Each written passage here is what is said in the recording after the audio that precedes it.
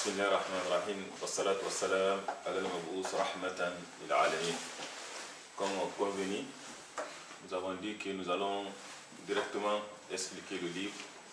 Et alhamdulillah, l'un de nos frères m'a appelé de la France. Bon, je lui ai donné le nom du livre pour qu'on puisse avoir ça en français. Il me demande même s'il y a d'autres livres qu'on aura besoin. Donc on peut réfléchir, discuter entre vous et voir quels sont les livres peut-être que vous aurez besoin en français. Mais si on a ça en français, c'est mieux. Donc s'il dit qu'il l'a trouvé, peut-être nous allons lui demander d'amener un peu plusieurs copies. Et c'est bon. Je pense que c'est un livre qui mérite vraiment d'être gardé chez vous. Il est important. Car ce livre, alhamdulillah, c'est l'œuvre d'un groupe de savants religieux en Arabie Saoudite.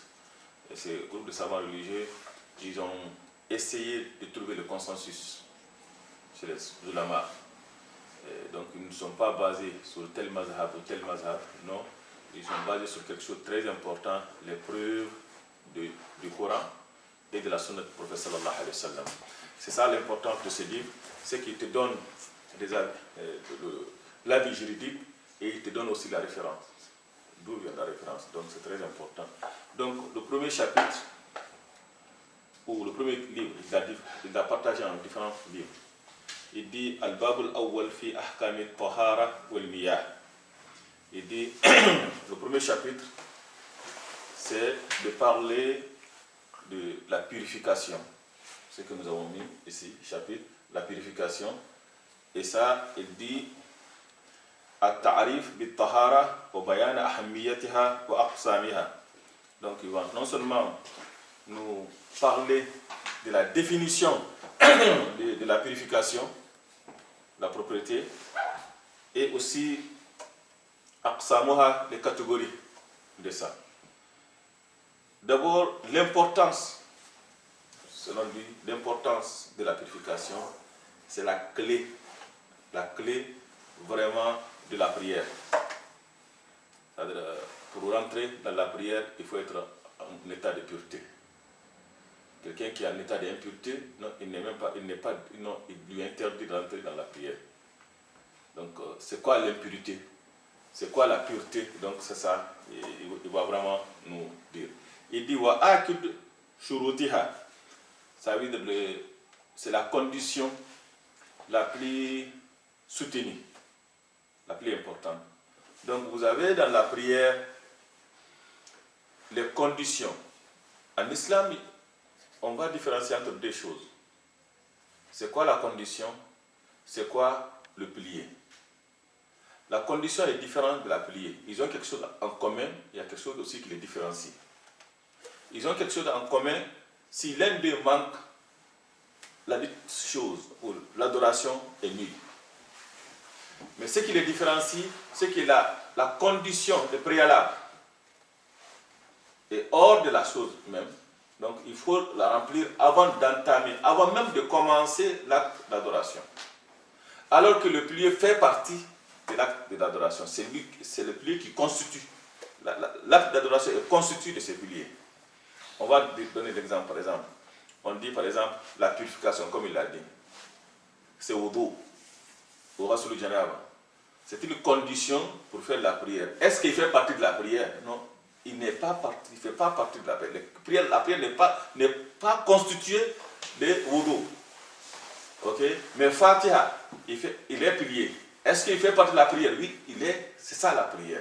Donc la différence entre eux, si tu perds la Fatiha, ta prière est nulle. Si tu ne fais pas wudu, il est nul. C'est ce qui les réunit ensemble. C'est lié là ensemble. Mais la différence, c'est quoi? C'est que l'autre est préalable. D'abord, il faut la remplir avant même de commencer la dite adoration. Ça veut dire qu'il est hors de l'adoration.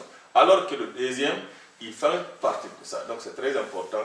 Donc lui, elle, la purification fait partie des conditions. Est-ce que on va essayer de vraiment d'expliquer ce qu'est les conditions de prière. C'est très important ensemble avec ça. Dans la prière, il y a des conditions pour la prière. La première condition, la plus soutenue, la plus importante, c'est la purification. Non? Et là, celui qui ne fait pas l'ablution ou celui qui n'est pas en état de pureté, sa prière est nulle. Ça, c'est fondamental. Donc, c'est pour cela l'importance de ce chapitre. Parce que l'élément le plus essentiel dans Arkan de l'Islam, c'est la prière. Si cette prière n'est valable que par la validité de cette chose, ou comment de cette purité, ça veut dire que cette purification est aussi valable que la prière. Parce que la prière dépend de ça. Donc il y a la propriété, la pureté, purification. Il y a aussi le temps. L'heure qu'on a actuellement, là on est à 10 heures. Est-ce que je peux prier Zuhur? Non. Il est condition, c'est sa condition qu'il faut pour prier le Zuhur, il faut que le temps de Zuhur rentre. Si on n'est pas dans le temps de Zuhur, je ne peux pas prier parce que c'est une condition. Si je prie Zuhur, maintenant, dans la propriété, et j'amène tout est bon, mais une condition est manquée. Quelle condition est manquante? Le temps. Ma prière est nulle. Ça, c'est très important. Deuxièmement, c'est Istiqbal al-Qibla. C'est diriger vers l'Est, Levant. Et ça, c'est très important. Donc, si c'est là aussi, je prie, mais je le fais vers l'Ouest, en toute connaissance de cause, ça c'est très important. Il y a des détails là, mais on parle de ça, état global. En ce temps, ma prière est nulle. Ça fait partie des conditions. Okay? L'autre condition aussi, c'est quand on parle de la propriété, on ne parle pas de la propriété, on parle de la propriété dans l'état, cette propriété, quelle est lui parle là actuellement, ça on va expliquer ça. Mais il y a d'autres propriétés aussi qui concernent quoi? Les habits. Fait partie, ça on va l'expliquer. Si les habits ne sont pas propres, il y a l'urine sur les habits, même si j'ai fait wudu, il est nul. L'endroit où j'ai pris, il est nul. Si il est impur aussi, c'est nul. Donc le corps doit être pur, les habits doivent être purs, l'endroit où j'ai pris aussi doit être pur. Donc ça, c'est des conditions qu'il faut. Donc avant de commencer la prière, il faut que je sois sûr d'abord que je suis en état de pureté. Le corps, c'est très important. Et qu'il n'y a pas de saleté sur mon corps, ni sur l'habillement, ni sur l'endroit où je prie, et que je sais où se trouve Al-Qibla. Ça, c'est très important. Et que je sais aussi le temps aussi de rentrer. Et aussi s'habiller correctement. S'habiller correctement. La femme, c'est très important qu'elle ait la voile. Une femme qui prie sans voile, non, sa prière est nulle. Ça, c'est très important. Ça, c'est fondamental. On peut discuter là, est-ce que la voile dehors ou quoi, là, mais dans la prière, quand même, c'est fondamental. Et la voile, ici, on ne parle pas, il ne couvre pas les yeux. Les paumes et les yeux, non. Le visage, non. Le visage n'en fait pas partie. Donc, c'est très important que, ici, ça ne fait pas partie, ça aussi ne fait pas partie, mais il faut vraiment couvrir la tête pour une femme pour que ça soit valable. Pour un homme, de nombril jusqu'au genou, s'il est découvert, la prière est nulle. Et malheureusement, on voit beaucoup de gens qui font ça là, quand il vient, actuellement, surtout les jeunes qui portent des pantalons, on les baisse, c'est ça. Et même les adultes, des fois, dès qu'ils prient, là, dès qu'ils s'inclinent, là, tu vois le dos. Donc, au niveau de. Donc, tout ça, là, ça fait partie d'une des conditions qui est manquante. Donc, c'est très important de s'acquérir, de savoir ce qu'on a parlé hier. Qu'avant d'adorer, il faut vraiment. Fa'alam annahu la ilaha illallah. Sache d'abord. Dans l'ignorance, on ne peut pas adorer Allah dans l'ignorance. Donc, voici les conditions qu'il faut remplir avant de commencer la prière. Il y en a qui ajoutent l'intention, qui fait partie de la condition, l'autre dit fait partie de la prière. C'est pour dire de l'importance de l'intention. Je ne peux pas aller à la prière si je n'ai pas l'intention. Mais dans la prière aussi, il faut que j'ai l'intention, qu'elle soit là. C'est-à-dire, au moment où je commence, avant de commencer la prière, il faut que l'intention soit là. Allez. Mais, quand je dis Allah Akbar, il faut que j'ai l'intention aussi. C'est très important. Et que l'intention soit continue. Donc, et si je change d'idée, tout ça va. Donc, c'est pour cela qu'il y en a qui disent que ça fait partie des prières, il y en a qui disent que ça va. Donc, c'est important. Il peut venir les deux. Donc, il dit la purification. Son importance, c'est la clé de la prière. On ne peut pas prier sans la purification. Donc, il est important. Il dit akad wa akadu shurutiha. C'est la condition la plus prononcée, la plus soutenue, la plus exigeante. C'est ce qu'on exige plus. Wa shart la budda an yataqaddama lil mashrud. La condition, comme on avait dit, c'est préalable. Ça vient d'abord, avant l'acte. Donc on ne peut pas penser faire la prière si on n'a pas réuni cette condition. Il faut que d'abord qu'on soit sûr que c'est le temps, on soit sûr qu'on est habillé correctement, on soit sûr qu'il y a la pureté, que ce soit l'état de pureté. Ça, c'est très important. Il y a l'état de pureté, il y a la propreté du corps, il y a la propreté des habits, il y a la propreté du lieu. C'est ce qu'on va avoir, comme apprendre tout de suite. Donc, il faut que ça soit rempli. Comme il dit,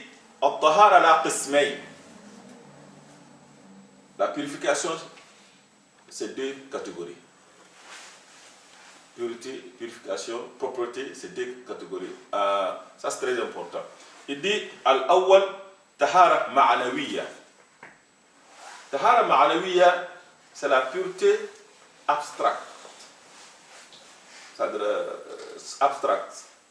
Je ne sais pas si je me expliquerai, mais ce qu'on appelle abstract. Abstract, c'est quelque chose qu'on ne voit pas. C'est quelque chose qu'on ne voit pas. Ce n'est pas quelque chose de tangible. Ce n'est pas quelque chose de touchable. C'est très important. C'est ça qu'on appelle ma'nawiya. Et il dit, c'est de purifier le cœur de toute association. De toute association. Et ça, c'est très important. Et aussi désobéissance. Tout ce qui peut vraiment ternir, tout ce qui peut gêner le cœur, il faut vraiment le débarrasser. Il est plus important que la propreté du corps. C'est pour cela nos cours, on a commencé par quoi? Le premier cours qu'on prend, ça veut dire c'est quoi? C'est Tawhid.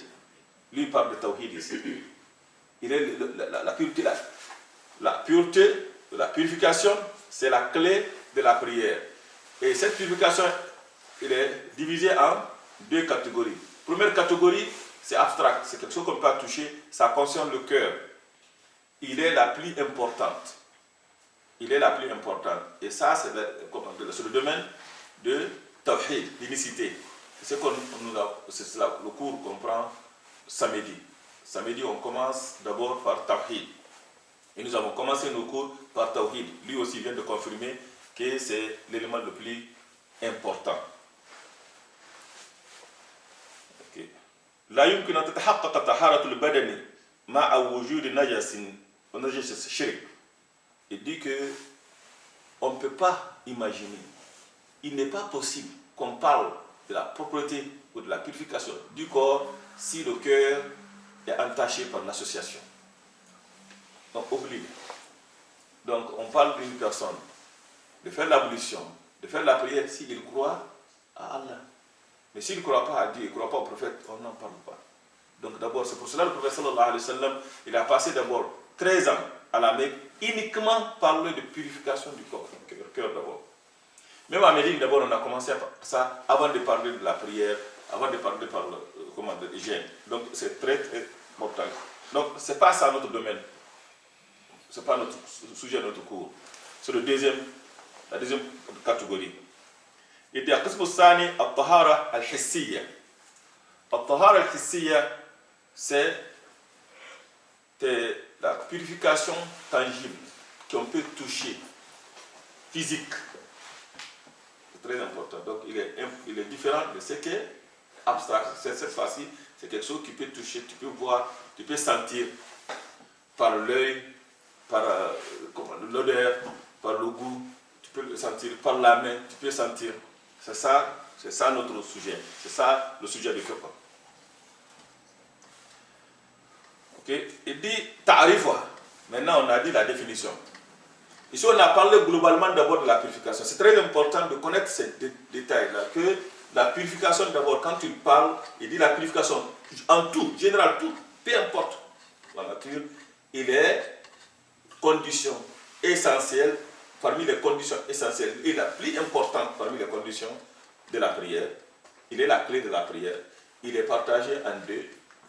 L'une est abstracte, on ne le touche pas, ça concerne le cœur et aussi peut de l'esprit même. Okay. Croyance, qu'est-ce que tu crois, comment tu crois, c'est très important de ne rien associer à Allah. Et on parle ici aussi de l'ostentation, par exemple, on peut partir de l'association mineure. Que la personne qui rentre à la prière, il le fait pour que les gens le praisent, que les gens vraiment l'apprécient. Donc c'est très important. Donc, et ça c'est important. Donc c'est pas notre domaine, ça on l'a parlé hier, on a dit chaque samedi, nos cours, on le commence par cette leçon. Ce cours-là, c'est ce sujet-là qui est important. Maintenant, nous parlons de celle qu'on peut toucher, celle qui est tangible, celle qui peut être vue. Okay. Soit sentir par l'odeur, ou par le goût, ou on peut le voir par les yeux. Et ça, il dit aussi que ta'arifuha an-nadhafa wa an-nazaha min al-aqzar. La langue arabe, quand on parle de tahara, ce qu'on parle là, ça veut dire que la propreté, être propre. Il y a saleté ici, donc enlever tout ça, que ce soit propre. Mais ce n'est pas ça que nous parlons plus loin que ça. وفي الاصطلاح رفع الحدث وزوال الخبث. Dans la terminologie, jurisprudence, c'est de enlever al-hadath et al-khabath. Je vais vraiment maintenir les mots là. On va l'expliquer, mais je vais maintenir le mot là parce que peut-être ils n'ont pas d'équivalent en français.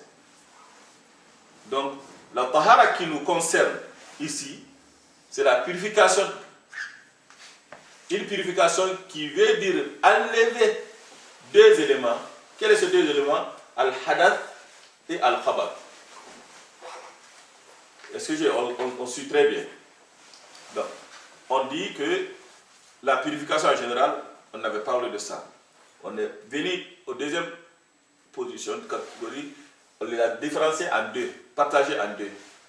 Et ça, c'est purification abstraite qui concerne les shirks de choses comme ça. Et l'autre, vraiment, on peut tangible, que ce qui nous concerne. Et ça, là aussi, ça veut dire que vraiment enlever deux éléments qui est hadath et al-khabath. Il dit والمراد بارتفاع الحدث إزالة الوصف المانع من الصلاة باستئمال الماء من جميع البدن. C'est quoi hadath? C'est quoi khabath? Hadath, c'est comme abstract aussi, mais dans une autre catégorie. C'est un état. Un état qui ne nous permet pas de faire la prière. C'est un état d'impureté qui ne permet pas de faire la prière. Du fait qu'on ne peut pas le toucher, ce n'est pas quelque chose qu'on le voit, mais c'est un état d'impureté qu'on ne peut pas faire la prière. Quant au khabath, c'est là l'impureté physique qui est sur notre corps, ou sur nos habits, ou les lieux où on prie. Donc il y a une grande différence entre les deux. L'impureté qui est hadath, l'exemple de quoi? Quelqu'un qui, par exemple,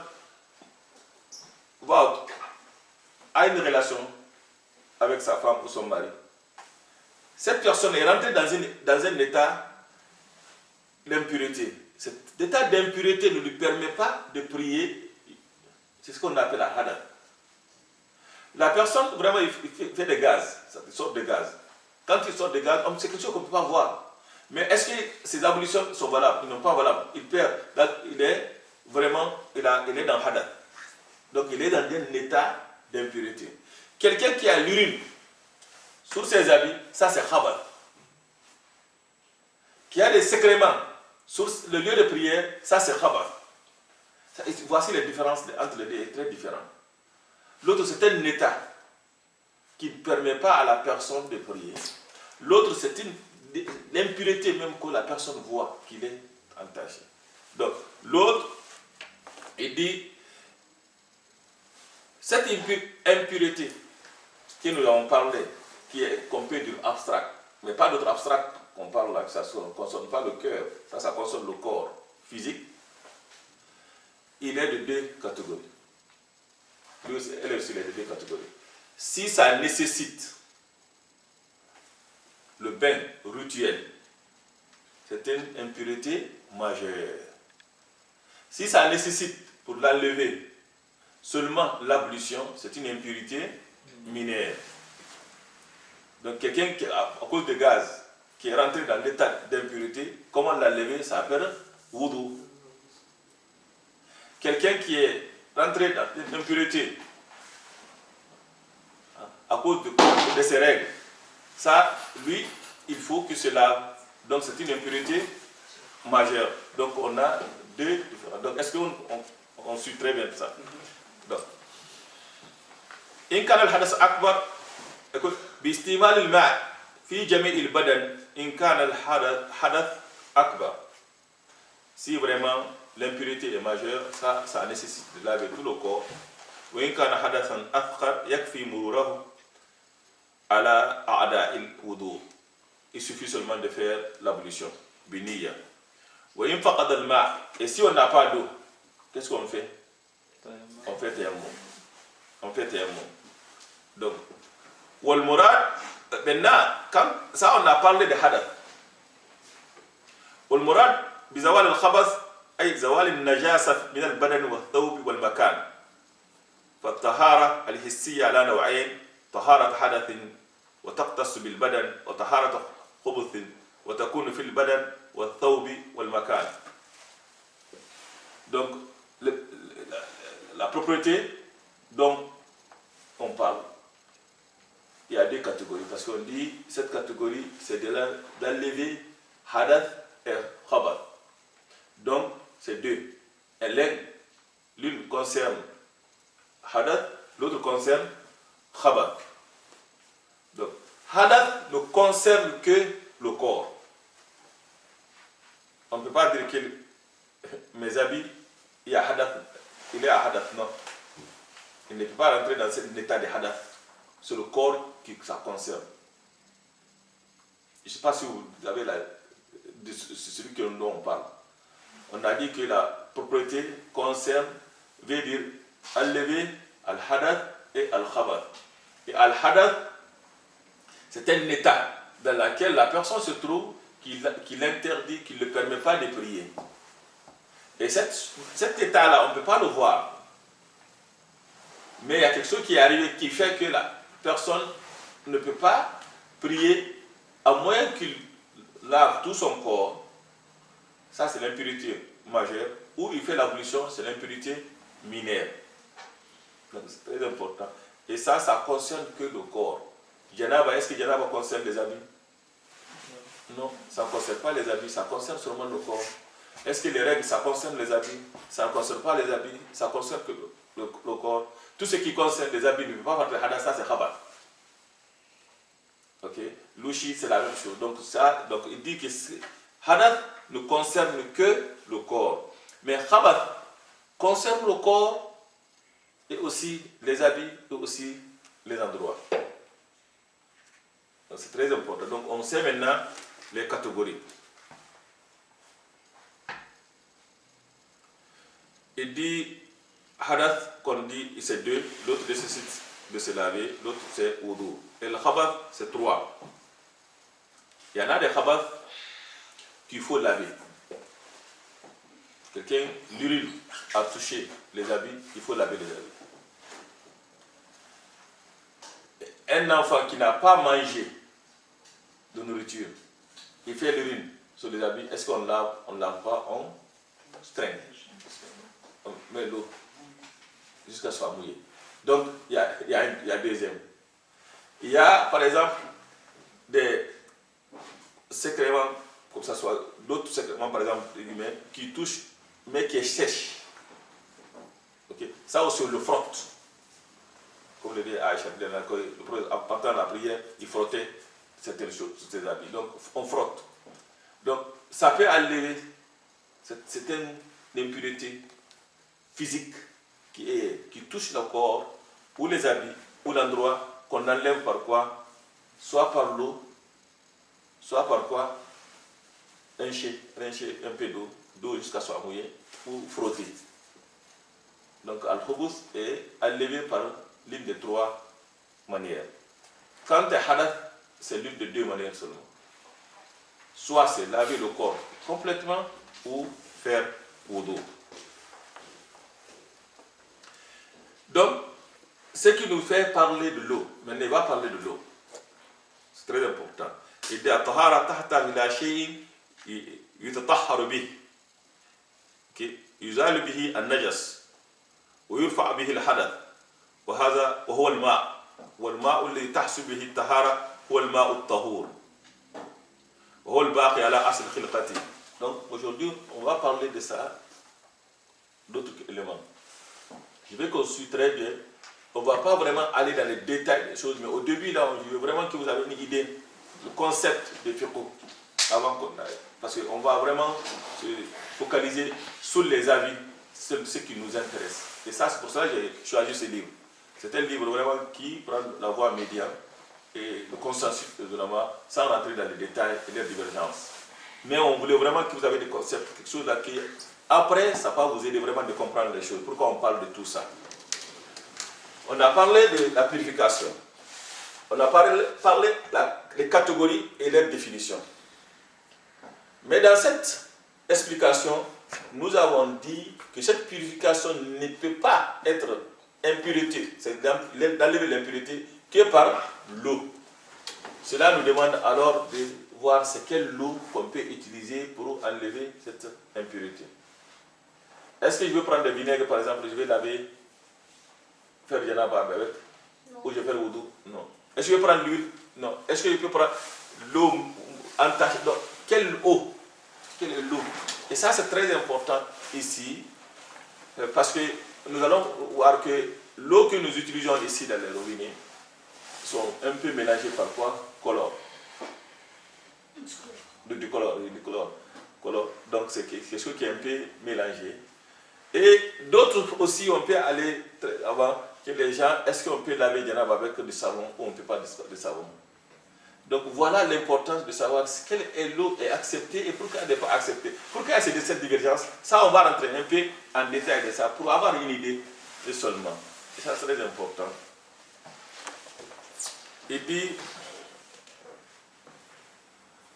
الطهارة تحتاج إلى شيء يطهر به. Bon, il dit هو الماء الطهور وهو الباقي على أصل خلقته أي على صفته التي خلق عليها سواء كان نازلا من السماء كالمطر. Il dit l'eau qui peut vraiment enlever l'impureté et enlever al-hadath, c'est l'eau qui est restée, qui a gardé sa nature.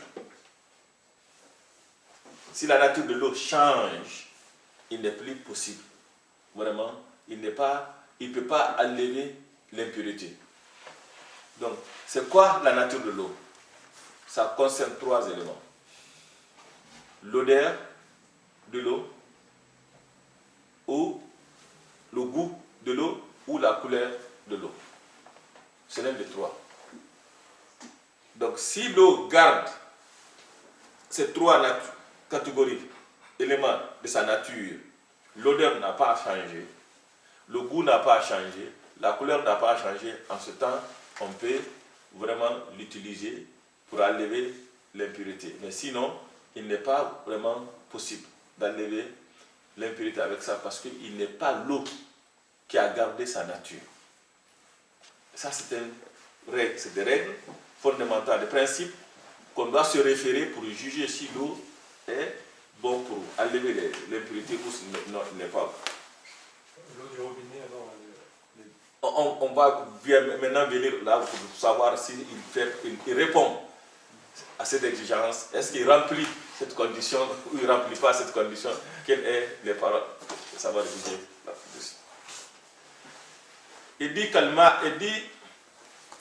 comme l'eau de la pluie par exemple, ou as-suluj, neige, ou al-bar, glace. Ou jariyan fil ard, l'eau fontaine, par exemple. Al-anhar, les rivières, aussi les puits. Tout ça, il dit ça aussi, ça fait partie. Parce que Dieu a dit que je vais vous faire descendre du ciel l'eau par laquelle vous pouvez vous purifier. Donc, l'eau de matar, pluie est bon. Et le prophète sallallahu alayhi wa sallam dit Allahumma aghsilni min khataaya bil ma'i wa sal wal bar. Donc il a fait l'invocation que Dieu le purifie et lave ses péchés par l'eau, par neige et aussi glace. Donc ce qui veut dire que c'est un élément qu'on peut purifier, avec lequel on peut se purifier. Ok. Et l'eau de la, comment dire, la mer, malgré qu'il y a du sel, non, ça il y a un hadith spécifique, il dit Wattahur ma'uhu al-hiddu maïtatu. Il dit vraiment c'est quelque chose qui est pur. Tout ce qui est là-dedans est pur. C'est pour cela les poissons, on ne les gorge pas. On n'a pas besoin. Il n'y a pas de poisson halal et poisson haram. C'est ça. Parce que tout ce qui est dans la mer, tout ce qui est dans la mer est halal. Hadith est venu là, il dit c'est une eau dans laquelle tout ce qui trouve est halal. Et cette eau-là est purificatrice. On peut dire purificatrice. Donc, il peut y avoir l'eau propre, pure, mais il n'est pas purificatrice. Il n'est pas purificatrice.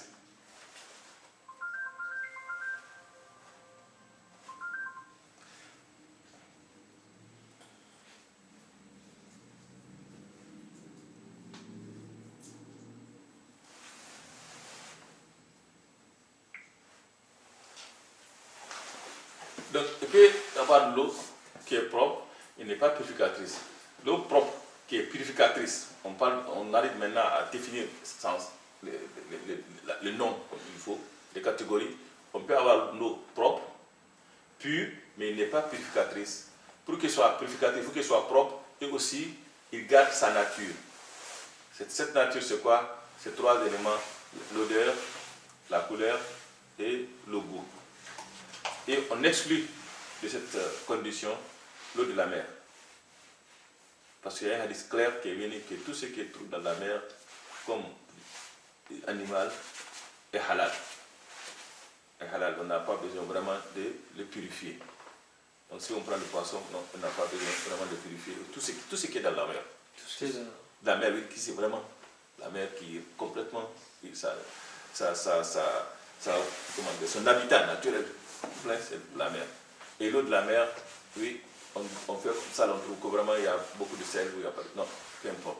Ça, il est propre.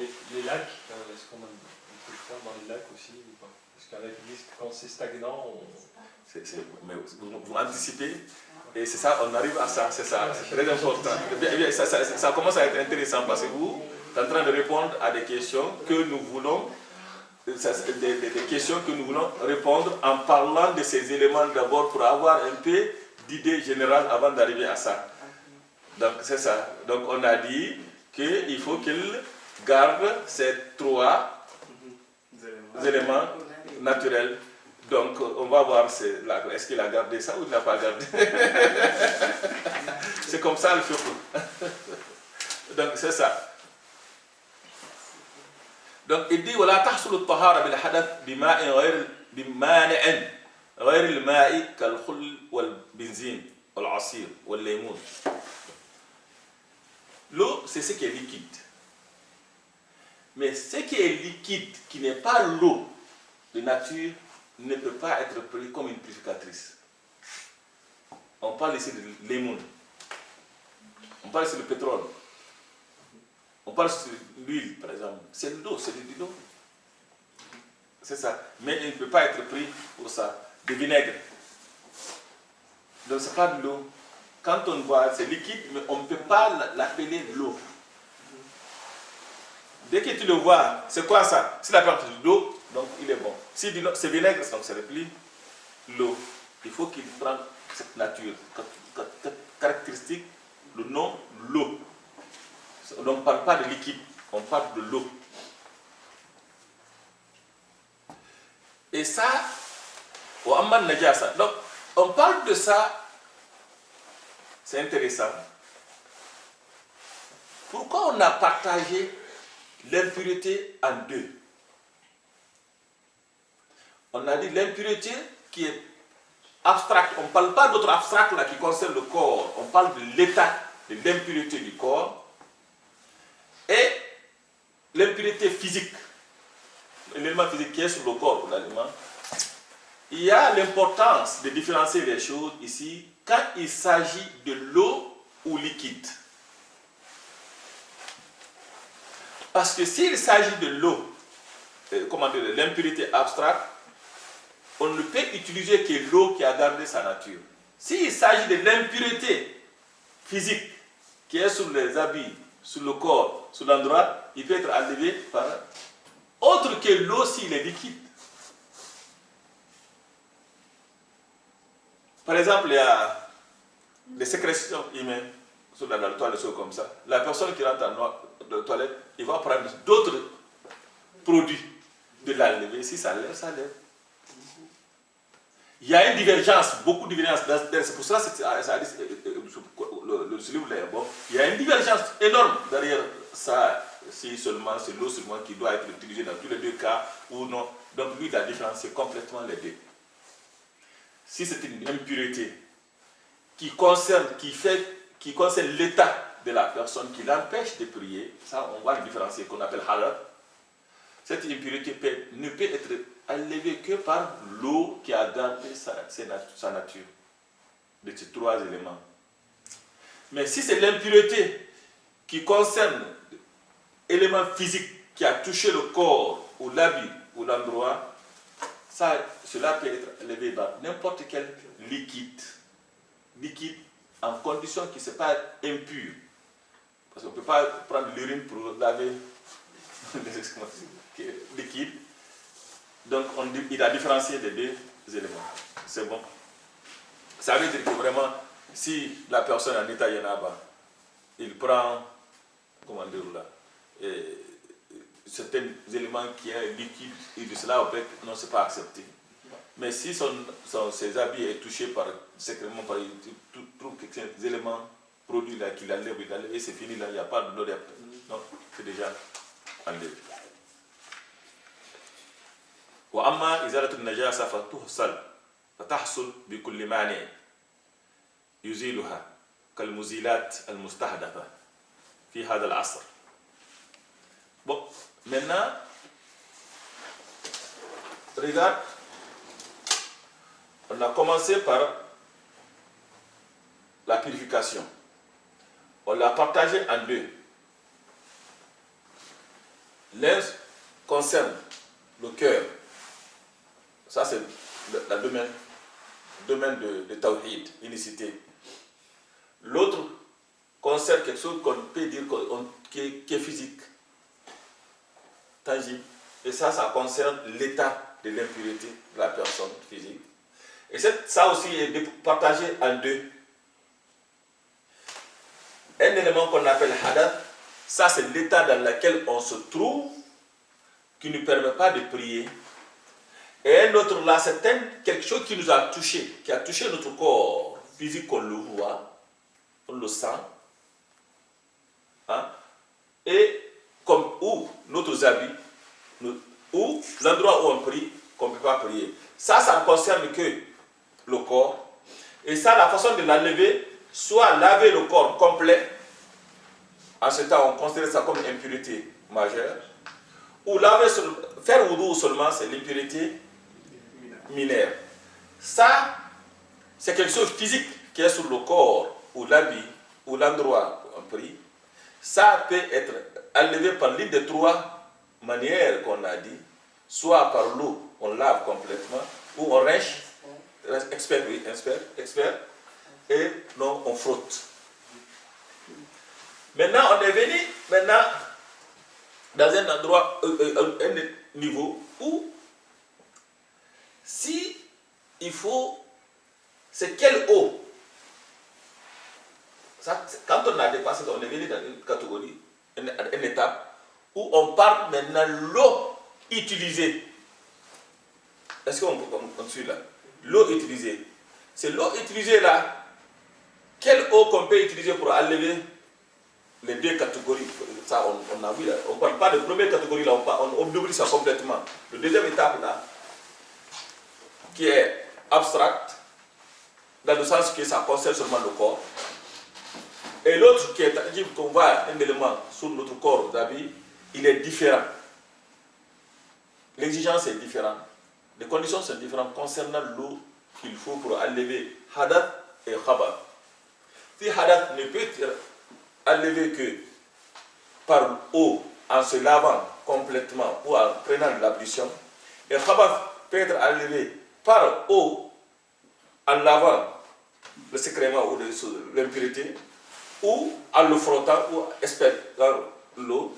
Ici aussi, on voit aussi que l'eau utilisée pour ce cas ici, pour laver, pour l'ablution, ne peut être que l'eau, qui porte le nom l'eau. S'il ne porte pas le nom l'eau, non, ça ne peut pas.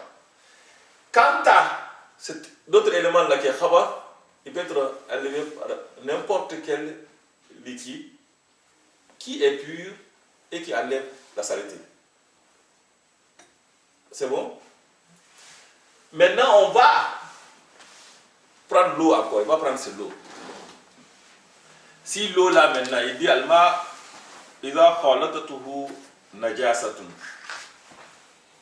Maintenant, on a l'eau. On vient de là avec robinet. C'est ça qui va nous expliquer un peu là. On a l'eau. L'eau utilisée maintenant pour enlever cette impureté. On voit que l'eau, l'exigence vis-à-vis de l'eau pour enlever khabath n'est pas très dure parce que ça peut être par liquide. Mais par hadath, il y a beaucoup d'exigences. Il faut que ça soit l'eau. Mais c'est quoi l'eau? On l'avait dit qu'il a gardé ces trois catégories. Sa nature.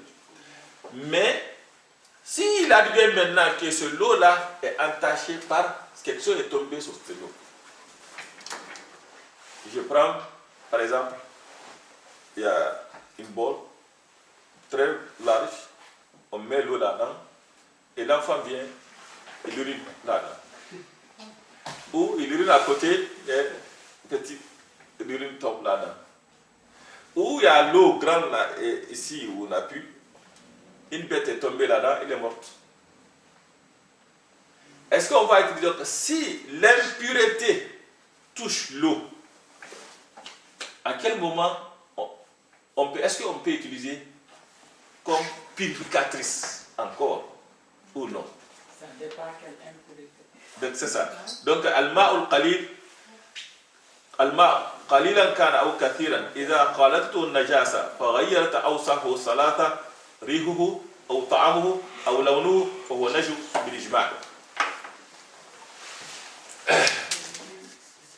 Ok, on garde silence.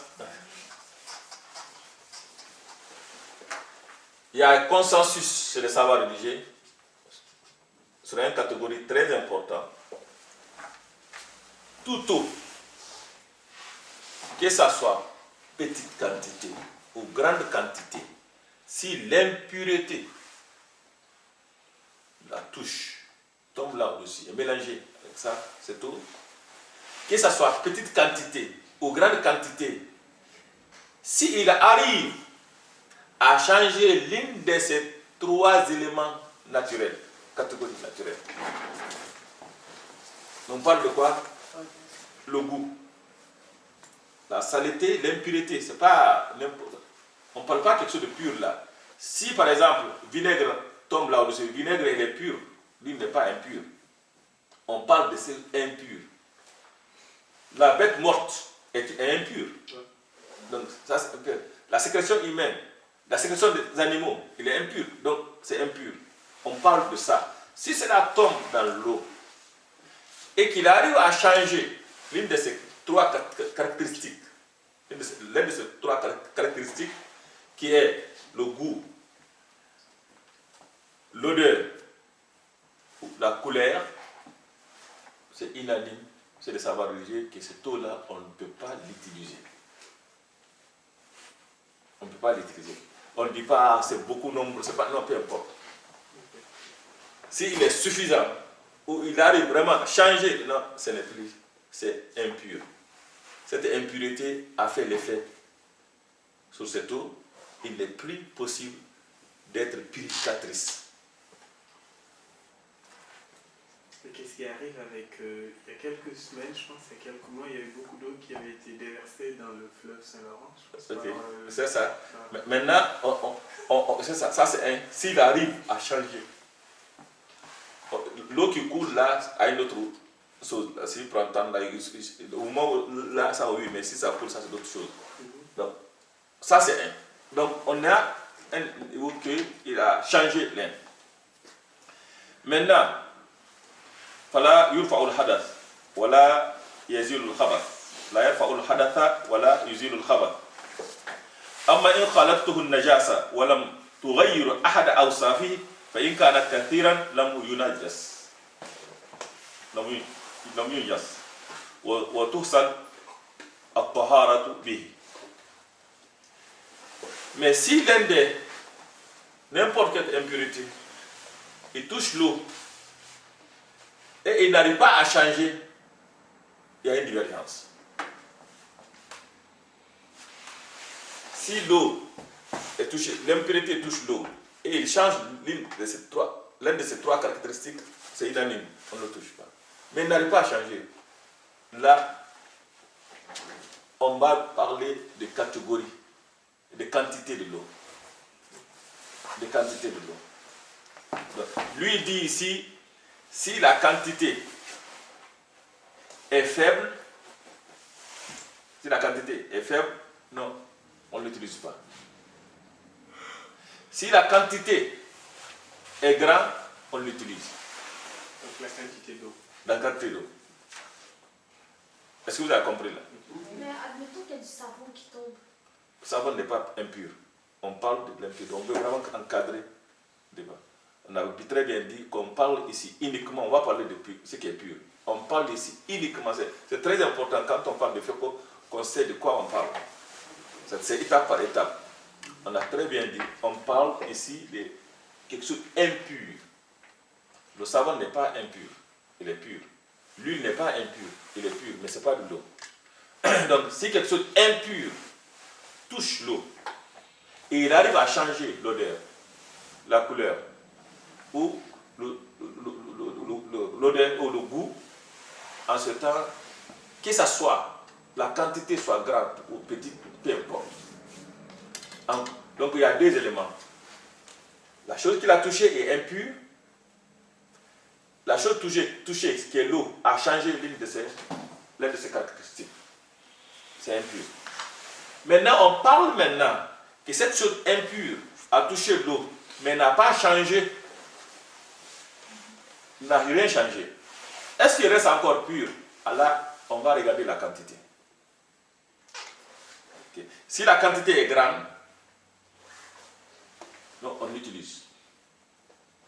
Ça veut dire que si l'urine, il y en a qui différencient entre sécrétion humaine ou telle chose, mais lui, il n'a pas rentré dans le détail, donc nous, on le prend comme ça, que n'importe quel impur, que quand ça touche l'eau, et on ne voit pas, ni l'odeur, on ne voit pas, ni le goût, on ne voit pas, ni la couleur qui a changé, on le prend tel qu'il est.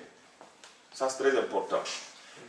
Comme dans la mer, quand quelqu'un, un petit par exemple, il urine dans la mer et qu'on est loin, on peut faire toujours le dos. Ça, on arrive à ça, la conclusion. La conclusion va nous dire vraiment tout ça. Parce qu'on avait parlé d'abord que quand l'impurité n'a pas changé là, ça c'est exclu. Ok. Maintenant,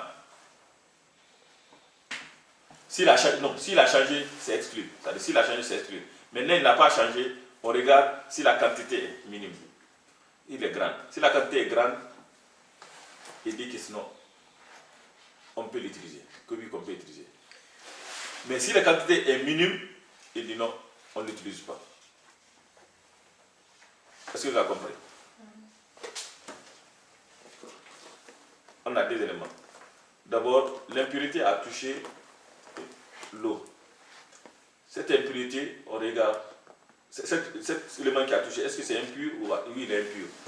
Est-ce qu'il a fait l'effet sur l'eau? Le goût, oui. Donc l'eau devient impure. C'est unanime. Ce qui a touché l'eau, c'est impur. Mais il n'a pas changé, il n'a rien changé. En ce temps, on va encore regarder l'eau, quelle quantité il est. L'autre, on ne parle pas de quantité. Là. Le fait qu'on a vu l'effet, là, c'est fini. Ici, on regarde la quantité. Si la quantité est grande, donc la quantité est grande, il n'a pas fait l'effet, l'eau reste pure. Mais la quantité est minime. Quelque chose d'impur la touche, non, l'eau n'est pas propre. Elle n'est pas purificatrice. Et il dit, pourquoi il prend ça? Il dit, il y a un hadith du prophète sallallahu alayhi wa sallam qui dit, quand l'eau atteint c'est-à-dire une quantité, il ne peut pas être impur par un autre élément. Cette quantité, il est défini parfois, pour l'atteindre, les savoirs religieux l'estiment à 160 litres. 160 litres. C'est ça, on vient alors, l'élément que tu as pensé maintenant, que si l'eau qui est stagnée, par exemple, si cette eau-là, il est tellement grand, plus grand que 160 litres, en ce temps, si l'urine touche et qu'il n'arrive pas à changer rien là-dedans, il reste pur et purificatrice. Mais s'il n'atteint pas 160 litres et que l'impurité touche, peu importe, qu'il change, qu'il ne change pas, il ne peut pas être purificatrice. Mais c'est ça. S'il est petit ou il est grand, il change les caractéristiques, il est impur. Donc il est impur, il devient impur de deux façons. S'il change l'une des 4 éléments, alors que ce qui a changé est impur. S'il ne change pas, mais il est de petite quantité, et ce qu'il a touché est impur, ces deux éléments font que l'eau n'est pas purificatrice. Donc, il devient purificatrice si rien ne l'a touché, ou ce qu'il a touché n'a pas changé, la quantité est grande. Cela arrive maintenant que tu parles l'eau stagnée, est-ce qu'il est tellement grand, suffisamment grand, ou il est petit, pour ça. Donc dans les lacs, alors c'est possible. C'est possible, c'est possible, c'est possible, c'est possible. Donc on va arrêter ici et on va reprendre, on va parler maintenant s'il est touché par quelque chose de pur, et ça on parlera maintenant du savon et de l'eau robinet, Inch'Allah, plus tard.